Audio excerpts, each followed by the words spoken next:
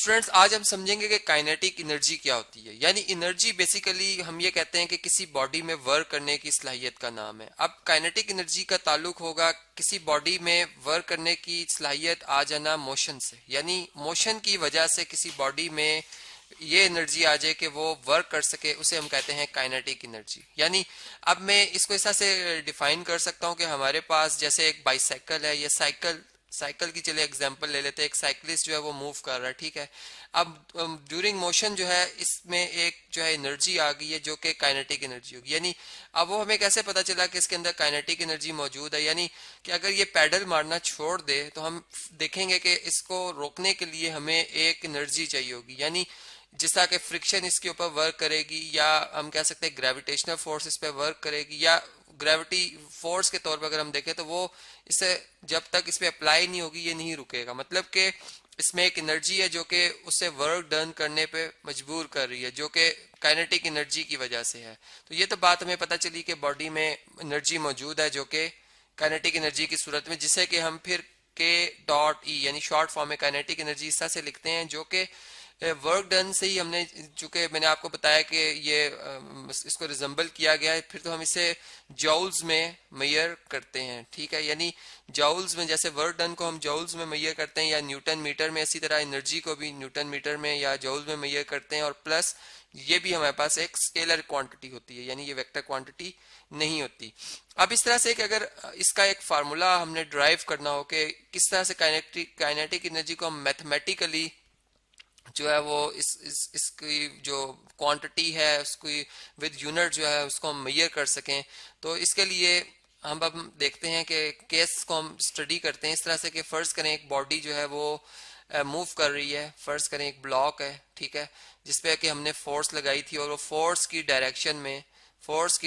में ये बॉडी जिसका मैस में m शो कर रहा हूँ, ठीक है, ये मूव करना शुरू। यानी न्यूटन सेकंड लॉ के मुताबिक जब किसी बॉडी पे नेट फोर्स अप्लाई होती है तो उस नेट फोर्स की डायरेक्शन में बॉडी जो है वो एक्सलरेट करती है। तो यहाँ पे हम ये कहेंगे कि बॉडी एक्सलरेट कर रही है। और ड्यूरिंग एक्सलरेशन यानी जारी बात है कि आस्ता जब हमने फोर्स लगाना छोड़ दिया तो ये बॉडी में डिसलरेशन प्रोड्यूस और एक वक्त आई कि ये स्टॉप कर गई। तो इस तरह से है कि जो इसकी फाइनल वेलोसिटी हम सपोज कर लेते हैं कि ये हमारे पास कितनी है v है, और जो इसकी इनिशियल वेलोसिटी है वो हम सपोज कर लेते हैं कि वो हमारे पास कितनी थी जी, बल्कि सॉरी फाइनल वेलोसिटी हम इसको 0 मीटर पर सेकंड कर लेते हैं क्योंकि बॉडी स्टॉप कर गई है, ठीक है।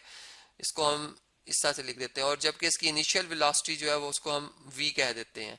अब इस तरह से कि न्यूटन के सेकंड लॉ के ही मुताबिक अगर हम देखें तो ये हमारे पास F is equal to ma होता है रिलेशन। लेकिन बॉडी चूंकि अब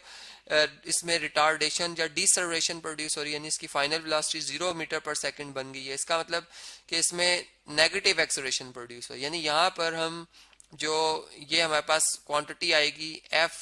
ठीक है, F ओवर m, ये किसके इक्वल आ जाएगा, नेगेटिव a के इक्वल आ जाएगा, ठीक है। तो अब ये हमारे पास एक रिलेशन आ गया। और दूसरी बात ये कि अगर हम अब इसको इस तरीके से देखें कि हमारे पास ये बॉडी जो काइनेटिक एनर्जी इसमें होगी वो क्या होगी, वो बेसिकली एक वर्क डन है, यानी फोर्स जो कि हमने इस पे अप्लाई की थी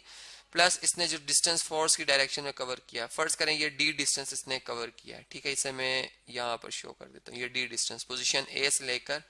b तक। तो अब या इसे s भी कह सकते हैं हम, ठीक है। तो अब यहाँ पे अगर आप देखें तो फोर्स जो है वो किसके इक्वल आ रही है, माइनस m a के इक्वल आ रही है, ठीक है, जबकि हमारे पास जो d है वो अपनी जगह पर एज इट इज है। यहाँ पे हम इस तरह से भी लिख सकते हैं और इसको simple f multiply by d भी लिख सकते हैं। अब इस तरह से है कि जिस तरह से मैंने आपको ये तमाम बातें बताई हैं कि फाइनल वेलोसिटी ये हो और इस तरह से, तो अगर हमें फोर्स की मैग्नीट्यूड निकालनी और d की वैल्यू उसमें सब्स्टिट्यूट करनी तो हम कैसे इसे लिख सकते हैं। यानी